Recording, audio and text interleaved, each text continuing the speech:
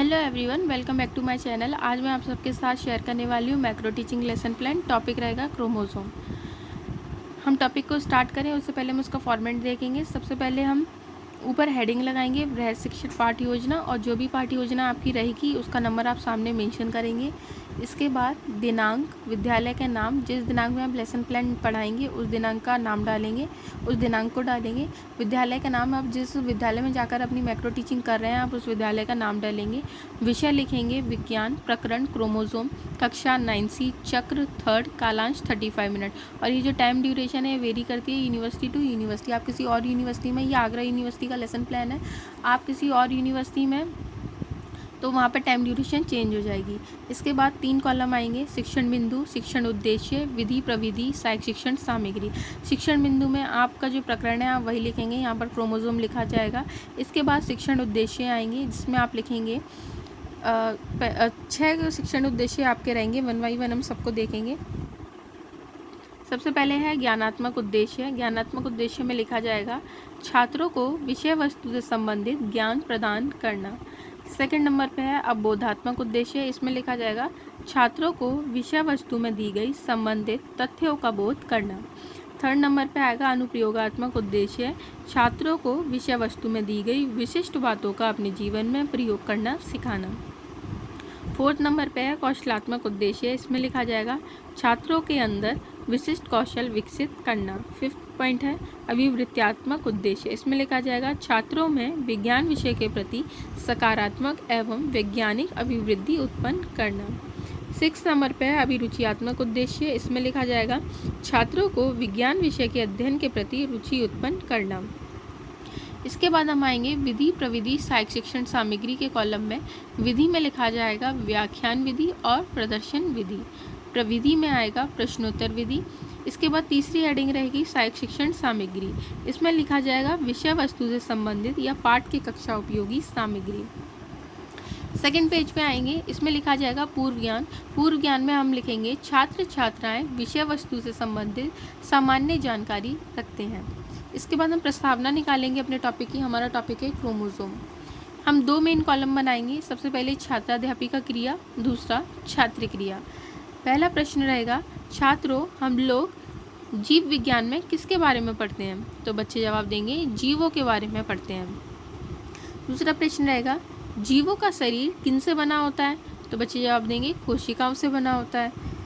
Third question रहेगा एक सामान्य कोशिका के केंद्रक में, फिर से सुनिए, एक सामान्य कोशिका के केंद्रक में धागे नुमा रचना दिखाई देती है, उसे क्या कहते हैं? तो बच्चे यहाँ पे निरुत्तर हो जाएंगे और यही बच्चों की समस्या निकल आएगी, यही आपकी समस्या निकल आएगी और आप अपनी इसी समस्या को आज क्लास में एक्सप्लेन करेंगे। इसके बाद आप एक उद्देश्य कथन लिखेंगे। आज हम लोग क्रोमोसोम के बारे में अध्ययन करेंगे। फिर हम आएंगे सेकेंड पेज पर। हम ऊपर हेडिंग लगाएंगे प्रस्तुतिकरण, और हमारे इसमें 3 मेन कॉलम बनाए जाएंगे। सबसे पहले शिक्षण बिंदु, दूसरा अपेक्षित व्यवहार परिवर्तन, तीसरा छात्राध्यापिका कथन। इसी के सामने वाले पेज को हम यूज़ करेंगे और उस पर लिखेंगे छात्र क्रिया, दूसरा विधि प्रविधि सहायक शिक्षण सामग्री और तीसरा श्यामपट्ट कार्य। शिक्षण बिंदु में जो हमारा टॉपिक रहता है हम उसी का नेम मेंशन करते हैं, तो इस तरह हम उसका नेम लिख देंगे। हमारा टॉपिक है क्रोमोसोम, तो हम यहाँ पर लिखेंगे क्रोमोसोम। अपेक्षित व्यवहार परिवर्तन की बात करें तो जो हमारे शिक्षण बिंदु थे अब उनमें क्या परिवर्तन हमें देखने को मिलेंगे वो हम अपेक्षित व्यवहार परिवर्तन में लिखेंगे। इसमें आएंगे हमारे 6 पॉइंट। नंबर 1 पर रहेगा ज्ञानात्मक उद्देश्य। इसमें लिखा जाएगा छात्र छात्राएं पाठ से संबंधित ज्ञान प्राप्त कर सकेंगे। सेकंड नंबर पर रहेगा अवबोधात्मक उद्देश्य। इसमें लिखेंगे छात्र छात्राएं विषय वस्तु से संबंधित विशिष्ट तथ्यों का बोध कर सकेंगे। थर्ड नंबर पर रहेगा अनुप्रयोगात्मक उद्देश्य। इसमें लिखा जाएगा छात्र छात्राएं विषय वस्तु से संबंधित विशिष्ट ज्ञान का अपने जीवन में उपयोग कर सकेंगे। फोर्थ नंबर पर है कौशलात्मक उद्देश्य। इसमें लिखा जाएगा छात्र छात्राओं ने विषय वस्तु के माध्यम से विशिष्ट कौशल विकसित कर सकेंगे। फिफ्थ पॉइंट है अभिवृत्त्यात्मक उद्देश्य। इसमें लिखा जाएगा छात्र छात्राओं में विज्ञान के प्रति सकारात्मक अभिवृत्ति उत्पन्न हो सकेगी। इसके बाद जो 6 पॉइंट रहेगा वो मैंने यहाँ लिखा है, अभी देख सकते हैं अभिरुचियात्मक उद्देश्य, छात्र छात्राओं में विषय के प्रति अभिरुचि उत्पन्न हो सकेगी। जब आपके अपेक्षित व्यवहार परिवर्तन खत्म हो जाएंगे, इसके बाद आएगा छात्राध्यापिका कथन। छात्राध्यापिका कथन में लिखा जाएगा, सबसे पहले आएंगे विकासात्मक प्रश्न। विकासात्मक प्रश्न में पहला प्रश्न रहेगा, केंद्रक में क्या पाया जाता है? तो बच्चे जवाब देंगे कोशिकांग केंद्रक द्रव्य।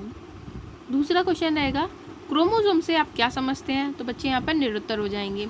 विधि प्रविधि में आएगा प्रश्नोत्तर विधि, क्योंकि आपने बच्चों से प्रश्न किए और बच्चों ने उनके आपको जवाब दिए।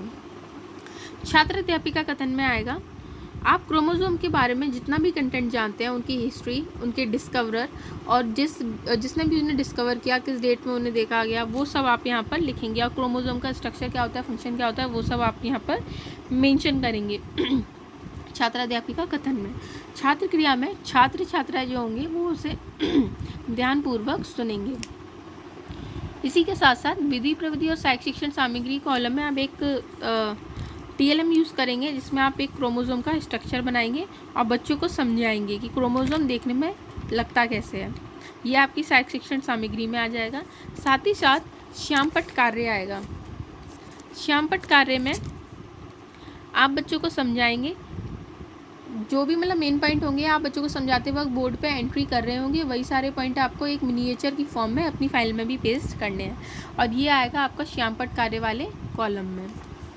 इसके बाद जब ये फिनिश हो जाएगा, हम एंड के पेजेस पे आएंगे। जब आप छात्राध्यापिका कथन ख़त्म कर लेंगे, इसके बाद आएंगे बोधात्मक प्रश्न। जो आपने बच्चों को पढ़ाया है, आप उसी से रिलेटेड आप बच्चों से प्रश्न करेंगे कि बच्चों को कितना समझ में आया है। पहला प्रश्न है, क्रोमोसोम किन का बना होता है? तो बच्चे जवाब देंगे क्रोमोसोम DNA और प्रोटीन का बना होता है। दूसरा प्रश्न, मनुष्य की कोशिकाओं में क्रोमोसोम की संख्या कितनी होती है? तो बच्चे जवाब देंगे 46 क्रोमोसोम। विधि प्रविधि में प्रश्नोत्तर विधि। इसके बाद पुनरावर्ती कार्य आएगा। पुनरावर्ती कार्य में आप दो मेन कॉलम बनाएंगे, पहला छात्राध्यापिका क्रिया और दूसरा छात्र क्रिया। आप इसमें मैंने पहले भी आपको लेसन प्लान बताया, तो उसमें बताया था कि आप पुनरावर्ती कार्य में एक बच्चों का बेसिकली रिवीजन वर्क होता है। तो रिवीजन में आप बच्चों को चाहे फिलिंग इन द ब्लैंक्स दें, मैचिंग करवाएं, शॉर्ट आंसर टाइप क्वेश्चन करवाएं, it's all up to you. तो इसमें मैंने सही गलत रखे हैं। पहला प्रश्न है, मानव शरीर की कोशिकाओं में पाए जाने वाले क्रोमोसोम की संख्या कितनी है? तो बच्चे जवाब देंगे 46। दूसरा क्वेश्चन रहेगा, ड्रोसोफिला में कितने संख्या क्रोमोसोम पाए जाते हैं? बच्चे जवाब देंगे 8।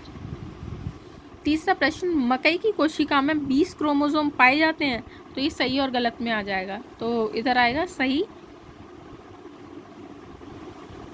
प्रश्न नंबर 4 रहेगा, टमाटर में 24 क्रोमोसोम पाए जाते हैं? तो बच्चे कहेंगे सही।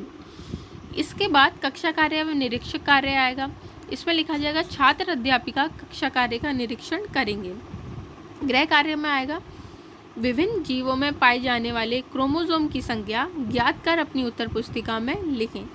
इसके बाद पर्यवेक्षक टिप्पणी और पर्यवेक्षक हस्ताक्षर।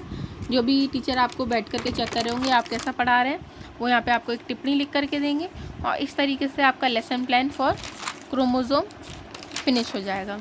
Thank you.